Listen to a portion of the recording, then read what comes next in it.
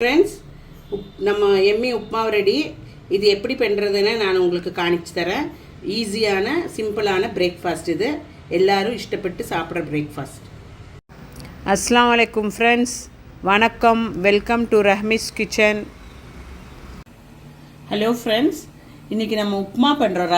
ரவையில் உப்புமா பண்ண போகிறோம். எப்படி பண்ணுறதுன்னா, ஒரு 1 டேபிள் ஸ்பூன் அவ்வளோ எண்ணெய் எடுத்துக்கோங்க.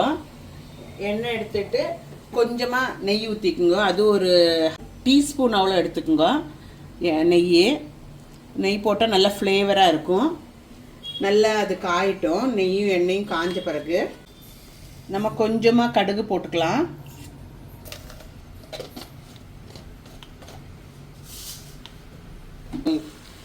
கடுகு போட்டவருக்கு கொஞ்சம் ஒரு ஸ்பூன் பொட்டுக்கடலையும் ஒரு ஸ்பூன் கடலை கொட்டையும் போட்டுக்குங்க.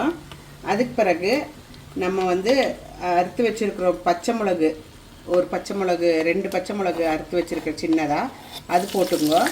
அப்புறம் இஞ்சி பொடியை அறுத்து வச்சுருக்கிற 2-3 கருவேப்பிலை, ஒரு வெங்காயம், இதெல்லாம் போட்டுக்குங்க.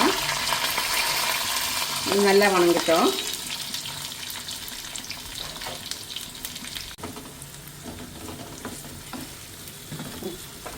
அது வீட்டில் ஏதாவது வெஜிடபிள் இருந்தால் அது போட்டுக்கலாம். கேரட்டு, பீன்ஸ் அந்த மாதிரி. நான் கொஞ்சம் ஒரு 1/2 கேரட் போட்டிருக்கிறேன். 1/2 கேரட்டு, அப்புறம் ஒரு சின்ன டொமேட்டோ அறுத்து வச்சுருக்கேன், அது போட்டுக்கிறேன். பொடியாக அரிஞ்சு வச்சுக்கணும். ஒரு இதெல்லாம் போட்டு நல்லா வணங்கட்டும். கேரட் வேகிறதுக்கு வணங்கட்டும். தேவையான உப்பு போட்டுங்க ஃப்ரெண்ட்ஸ். உப்பு போட்டுட்டு தண்ணி ஊற்றின வரைக்கும் உப்பு பார்த்து நம்ம திருப்பி வேணுமா தான் போட்டுக்கலாம். அப்புறம் நல்லா இலக்கி கொடுத்துக்குங்க. நல்லா ஆயிடுச்சு பாருங்கள். கேரட் எல்லாம் வெந்துருச்சு, வெங்காயம் எல்லாம் சாஃப்ட் ஆகிடுச்சு. நம்ம இந்த டைமில் இது போட்டு தண்ணி ஊற்றிக்கலாம். பாருங்கள் ஃப்ரெண்ட்ஸ், ஒரு கப்பில் 3/4 கப்பு நான் ரவை எடுத்துருக்கிறேன். எந்த கப்பில் எடுக்கிறீங்களோ அதே கப்பில் 3 டைம்ஸ் தண்ணி ஊற்றணும். 1:3 தண்ணி ஊற்றணும். தண்ணி ஊற்றிட்டு ஃபஸ்ட்டு நம்ம தண்ணி ஊற்றிக்கலாம். நான் ரவை காணிச்சது முதல்ல. அப்போது அது அளவு இதுதான். 3 கிளாஸ் தண்ணி ஊற்றிக்கோங்க.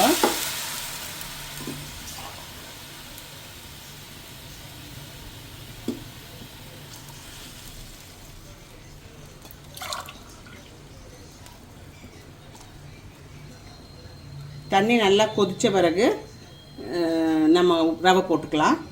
உப்பு பார்த்துட்டு ரவை போட்டுக்கலாம். 2 டீஸ்பூன் தேங்காய் போட்டுக்கலாம். நல்லாயிருக்கும், டேஸ்டியாக இருக்கும்.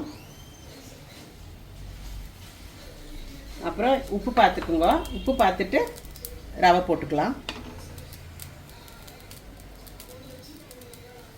உப்பு சரியாக இருக்குது ஃப்ரெண்ட்ஸ். நம்ம இப்போ ரவை போட்டுக்கலாம். கொஞ்சம் கொஞ்சமாக ரவை போட்டுக்குங்க. கட்டியாகாமல் பார்த்துக்குங்க.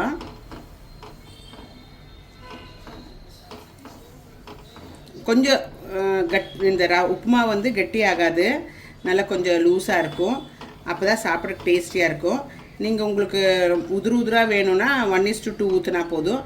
நான் கொஞ்சம் லூஸாக வேணுங்கிறனால தான் கொஞ்சம் தண்ணி கொஞ்சம் அதிகமாக ஊற்றிருக்கிறேன். ரொம்ப டேஸ்டியாக இருக்கும். நீங்கள் வீட்டில் ட்ரை பண்ணுங்க. இப்படி ரவை போட்டுறது சிம்மில் வச்சுருங்க, இல்லாட்டி இது தெரிக்கும். தண்ணி தெரிச்சா மேலே தெரிக்கும். ரொம்ப சூடாக இருக்கும். நல்லா இலக்கிக்குங்க. இது ஈஸியாக அர்ஜெண்ட்டாக வீட்டில் நமக்கு பசங்களுக்கு ஸ்கூலுக்கெல்லாம் கொடுத்து அனுப்புறதுக்கு ஈஸி பிரேக்ஃபாஸ்ட். இது ரொம்ப ஃபாஸ்ட்டாக ஆகிறது. பாருங்கள் எவ்வளோ எம்மியாக வந்திருக்கு. இந்த டைமில் நம்ம கொஞ்சம் கொத்தமல்லி தழை போட்டுக்கலாம். கொத்தமல்லி போட்டுக்குங்க. நம்மளோட உப்புமாவு ரெடி ஆகிடுச்சு. இது இருக்க அப்படியே இருக்குன்னு செய்யும். ஒன்று இலக்கி விட்டுட்டு ஆஃப் பண்ணி வச்சிடலாம். ஆஃப் பண்ணிடலாம் ஃப்ரெண்ட்ஸ். ஒரு 2 மினிட்ஸ் ஆகிட்டு டிஷ் அவுட் பண்ணிடலாம்.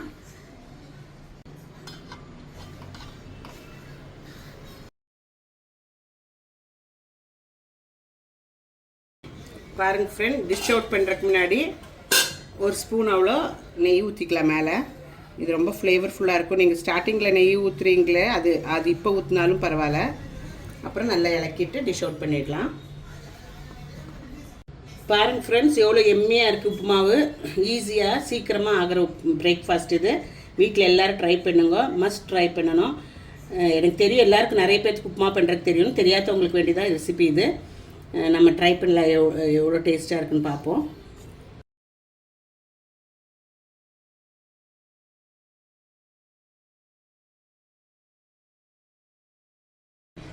சூப்பராக இருக்குது ஃப்ரெண்ட்ஸ். ரொம்ப ரொம்ப நல்லாயிருக்கு.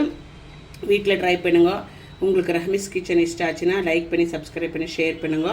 மீண்டும் அதர் வீடியோவுடன் உங்களை சந்திப்போம். டேக் கேர், பாய்.